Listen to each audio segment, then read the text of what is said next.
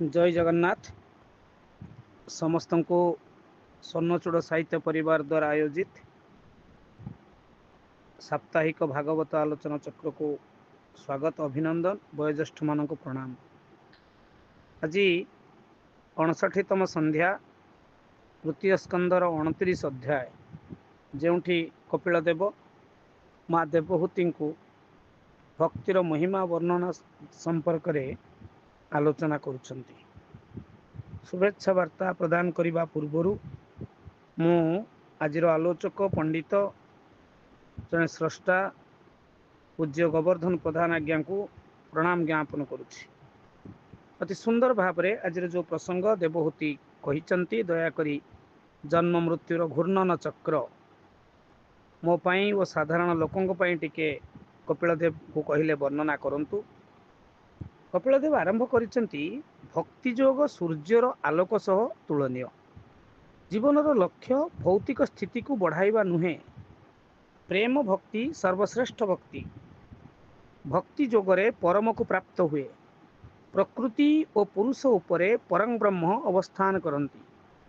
क्रोधी भेददर्शी पुरुष, हिंसा दंभ तामस भक्तर परिचय।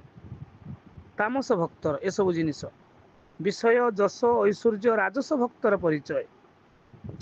सत्व भक्त बा सत्व रजतम स्तर रे त्रिविध श्रवण अच्छी। भक्त सत्व भक्त सब श्रवण प्रिय, नाम संकीर्तन प्रिय। तेणु सत्व रजतमर तारतम्य अनुजाई 81 भाग होती। भक्ति जोगमूलक सेवा 81 भाग रे विभक्त।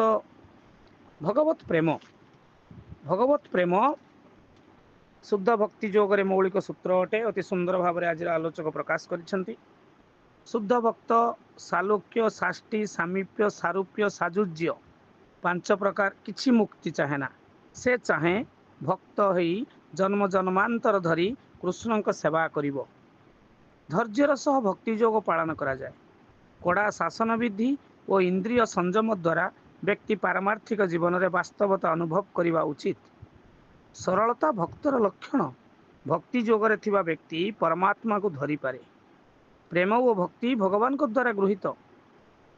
विभिन्न प्रकार भागवत रे मध्य डार्विन का विवर्तनवाद सह समन्वय रक्षा करा जाए।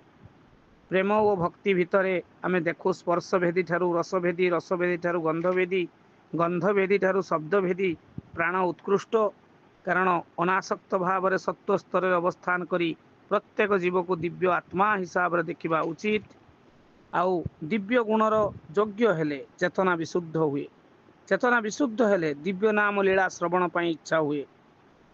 ब्राह्मण मानक मध्य वेदज्ञ ब्राह्मण जेमिति श्रेष्ठ, तांको ठारू वेदर तात्पर्य जानिथिबा ब्राह्मण श्रेष्ठ। तांको ठारू मीमांसक ब्राह्मण श्रेष्ठ। मीमांसक ठारू स्वधर्मरत ब्राह्मण श्रेष्ठ। स्वधर्मरत ठारू मुक्त संग ब्राह्मण श्रेष्ठ।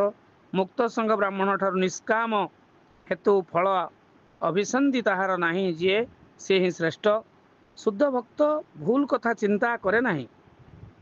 समय शेष आड़ को कहुई समय बा काल विभिन्न भौतिक प्रकाश रूपांतरण कारण अटे।